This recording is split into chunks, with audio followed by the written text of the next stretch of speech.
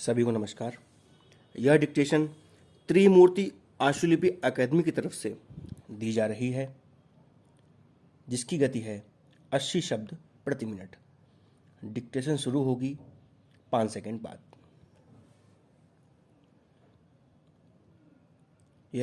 केंद्र सरकार की ओर से की गई 3 फसलों पर न्यूनतम समर्थन मूल्य की पेशकश को किसानों द्वारा ठुकरा दिए जाने से समझौते का एक अच्छा मौका हाथ से निकलता दिख रहा है। इस मामले में किसान नेताओं का रुख जल्दबाजी से प्रेरित लग रहा है। उसमें सुधार की गुंजाइश ही नहीं, जरूरत भी है। इसकी कई ठोस वजहें गिनाई जा सकती हैं। पंजाब ही नहीं, कई राज्यों में भी खेती से जुड़ा एक बड़ा संकट यह बताया जाता है कि गिरते भूजल स्तर की वजह से सिंचाई करना मुश्किल होता जा रहा है। चूंकि न्यूनतम समर्थन मूल्य की नीति का फायदा असल में इन्हीं फसलों पर मिलता है, इसलिए किसानों के इन फसलों से हटने की स्थिति नहीं बन रही है। केंद्र सरकार ने भले ही किसान आंदोलन के दबाव में यह पेशकश की हो, लेकिन दाल, मक्का और कपास पर न्यूनतम समर्थन मूल्य देने का प्रस्ताव इस मायने में भी गौर करने लायक है कि इनकी खेती में कम पानी की ज़रूरत होती है।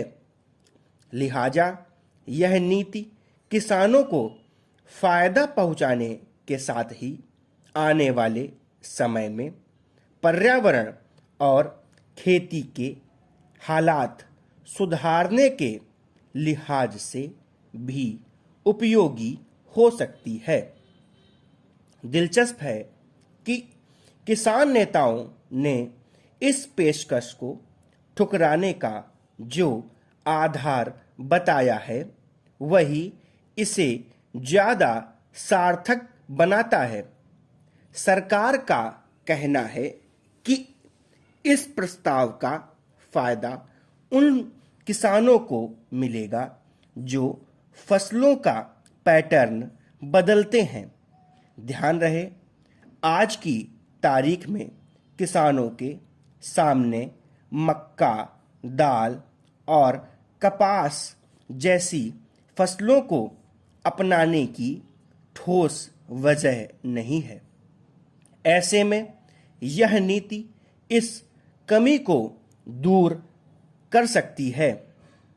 न्यूनतम समर्थन मूल्यों की गारंटी का तभी कोई अर्थ है जब सरकार खुद वे फसलें खरीदे, वरना वह एक कागजी औपचारिकता बनकर रह जाएगी।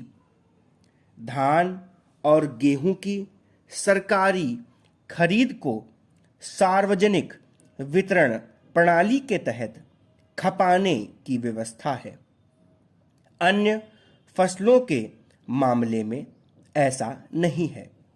किसानों ने अपना यह आंदोलन ऐसे समय शुरू किया है जब आम चुनाव को बमुश्किल 2-3 महीने ही रह गए हैं। जाहिर है, मौजूदा सरकार कोई आश्वासन दे भी देती है तो उस पर अमल चुनाव के बाद गठित नई सरकार ही करेगी। यानी सरकार बदलने की स्थिति में इन वायदों के भविष्य को लेकर पूरी तरह आश्वस्त नहीं रहा जा सकता। बेहतर होगा किसान नेतृत्व अपने रुख पर दोबारा विचार की संभावनाओं को खुला रखे। धन्यवाद।